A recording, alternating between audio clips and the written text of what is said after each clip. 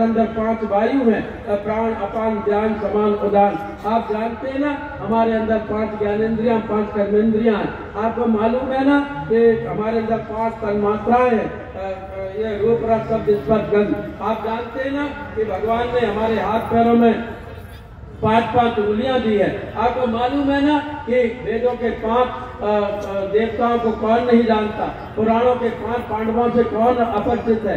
राम जी के दरबार को राम पंचायतन कहा जाता है, शंकर जी के परिवार को शुभ पंचायतन कहा जाता है। जैसे ना कि बंधुओं महमारे यहाँ गौतम बुद्ध ने पंचशील बनाए थे, महावीर स्वामी ने पंचामृत बनाए थे।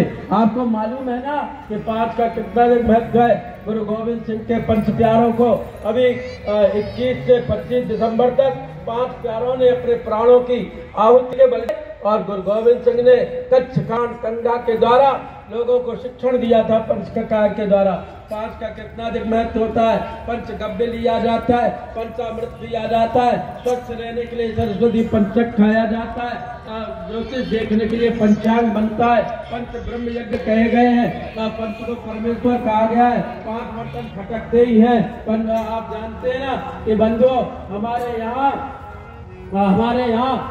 पंच को परमेश्वर कहा जाता है, न्याय देने के लिए पंचायत बनती है। आपको विदित है ना कि हमारे यहाँ बंधुओं पंचरत्न कहे गए हैं। आपको विदित है ना कि सरकार भी बनाती है तो पंचवर्षीय योजना बनाकर तो 5 वर्षों के लिए होते हैं। इसी प्रकार हमारी भारतीय संस्कृति के 5 आधार स्तंभ में निर्गम, गौ, गंगा, गीता, गायत्री और गुरु के रूप में मानते हैं। निर्गम, गौ, गंगा, गीता, गायत्री और गुरु के रूप में जानते हैं। अज्ञान को मिटाने के लिए, अभाव को दूर करने के लिए, अन्याय को छेदन करने के लिए भारतीय संस्कृति के 5 आधार स्तंभों को जानना समझना आवश्यक है। गौ कोई जानवर नहीं है, गौ तो हमारे देश की परोपकारिता का प्रतीक है।